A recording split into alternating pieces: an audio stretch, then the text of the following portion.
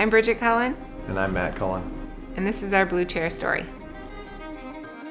I grew up in Virginia, Minnesota. Since I was a little guy, I don't know, 2-3 years old, I think we had skates on, and I had 2 brothers and a sister, all younger.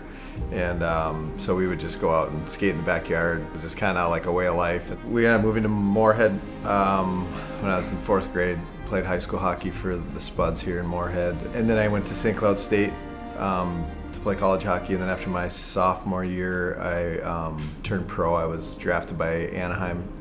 So I went out to California, played for the Ducks for 5 years, and then kind of played for, I think, 8 teams over the course of my career. I was able to play in Minnesota, my home state, for the home team, and won 3 Stanley Cups, 1 with Carolina, 2 with Pittsburgh. So I had some great experiences in the game.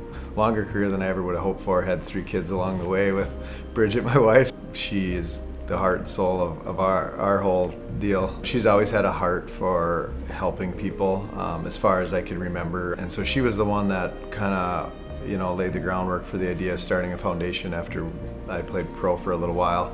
And then we met a young boy over in Italy. The NHL had a lockout. We had the season without hockey here in the US and Canada. We just got married, so we were like, yeah, let's go to Italy. We had a lot of fun that year, so it was beautiful, amazing place to be, and we played hockey. It was a fun season.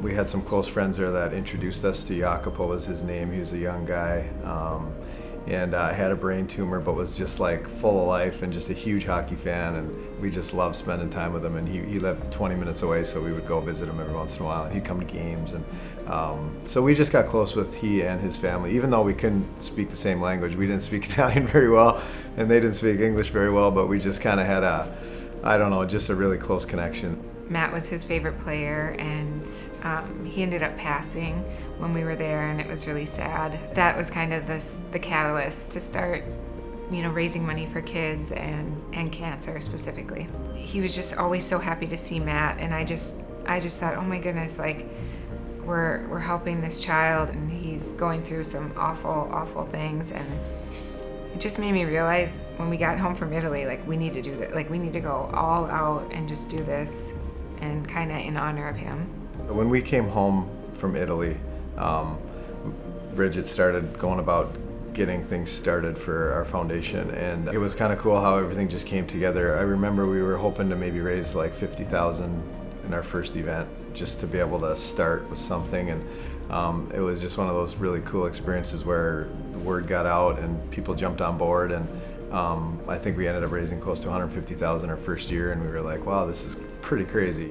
So our goals kind of took a fast track, and one of our goals was to build this cabin here at Sanford. We're both from Moorhead here, so this area is our home, so we thought, what better way to make an impact and try to help out at home than to help some kids. It was perfect timing because they were just doing the blueprints for the hospital, and we kind of came in at this time where we could have this space and pick out this room, and it was kind of like a perfect storm of things happening to make it possible. I wanted a space that the kids could go where I feel like when I go to my cabin, just a place where they can get away and not think about anything and just be a kid, just to be able to come in and read or play or watch a movie, because they are here for treatment, and it is pretty heavy stuff, and it's a bit of an escape, but then too, just for the families to come in and have an escape. I think it's just been such a blessing, because I think a lot of families and the kids just appreciate having a space within the hospital to go to where they don't have to think about, their treatments or their cancer. It's just amazing seeing what they go through, and they still come in here with a smile on their face. It's absolutely amazing. I think the pictures of me are way too big.